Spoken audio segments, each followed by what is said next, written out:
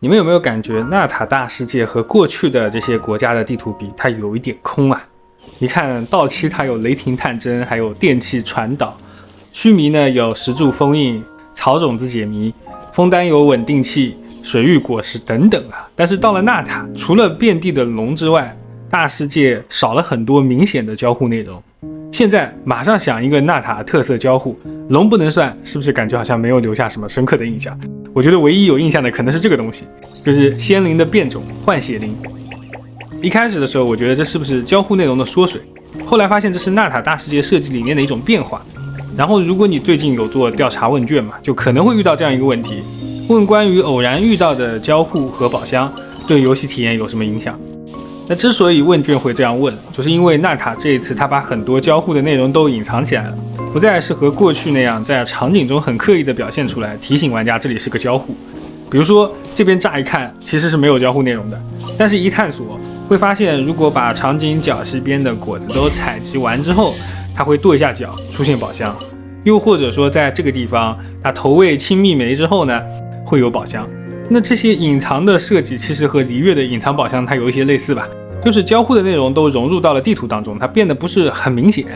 那这样的设计呢，我觉得它带来了2点改变。首先就是这种把交互藏到大世界的设计，可以提高大世界的沉浸感。当然我的意思不是说它这样一设计玩家就沉浸了，我的意思就是说大世界的这种美术风格看起来更整体一些。比如说别的国家你一眼就能看出来这是个交互玩法嘛，因为这个交互的美术风格和场景是不太统一的。很明显纳塔的这些设计呢就更融入到环境当中了，所以有利于提高地图的这个沉浸感吧。其次呢，就是把这些交互都藏到大世界，而不是放在明显的地图上，就会增加探索时候的意外性。那这2点改变，第一点我觉得对于大部分玩家来说应该都属于优化。美术本身作为原神的一个强项，在视觉上基本都是满足玩家需求的，所以它进一步的统一风格，进一步的深化沉浸感，我觉得应该属于进步。然后第2点，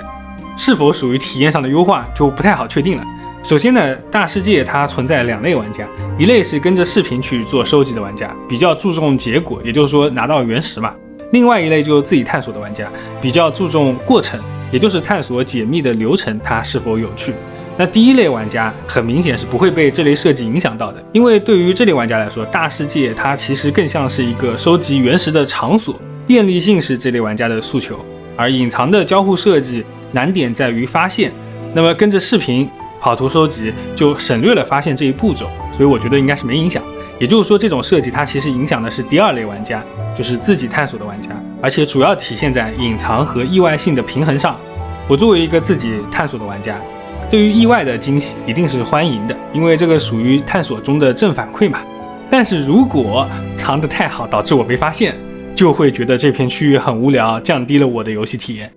这就是为什么纳塔给我的第一印象是交互少，地图空。因为一开始我是用过去国家探索的习惯去探索的，看到明显的交互机关就跑过去，如果没有看到我就可能不会过去，那如果不过去我就不知道那个地方有隐藏的交互设计。所以这种设计方式对于地图的引导就提出了更高的要求，也就是说场景的设计需要给玩家一个开启探索的理由，不管是这个地方风景好，还是场景设计的比较有趣，或者说是在附近收获到了寻宝的线索都可以，不然就是漫无目的的撞运气了嘛。我想这也是为什么在问卷中会去收集玩家的体验反馈。很明显制作组可能也不太确定这种设计带来的影响到底是积极的还是消极的。我个人呢会觉得理念其实还不错。你想象一下，原神的大世界经过迭代之后，地图中所有提示的 UI 以及这些交互设计都融入到场景中了，就和很多 3A 游戏一样，比如说黑猴，交互内容和美术风格完全统一，那么视觉的体验肯定是更进一步的。